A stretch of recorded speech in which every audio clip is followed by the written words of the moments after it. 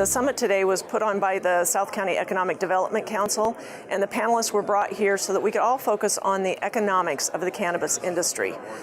It was not a time for us to look at, are you for it, are you against it? It was really just to evaluate the economics, both positive and negative, that go along with this cannabis industry. There are new tax revenues that come in when you commercialize cannabis in a community.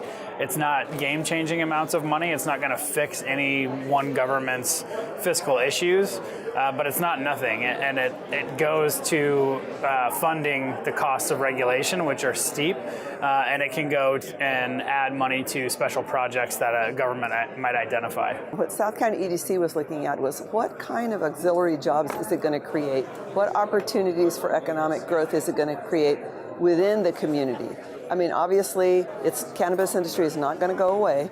It's still being regulated by the cities, but what we wanted to know is, and why we brought the panelists together, is how is it going to impact us in a positive way by drawing new jobs here and giving jobs to our residents in South County. What you have is a lot of fear, and you have a lot of uncertainty with a lot of people who haven't been around it.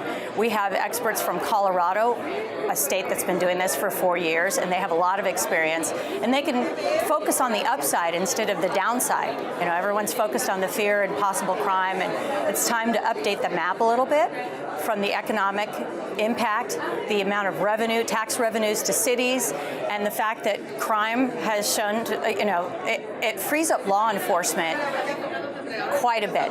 It has to look at its core values associated with public safety, environmental, land use, and access to youth, and kind of prioritize what they build as a model for their community based on that. What we should start to think about is getting rid of the stigma associated with cannabis and the cannabis production.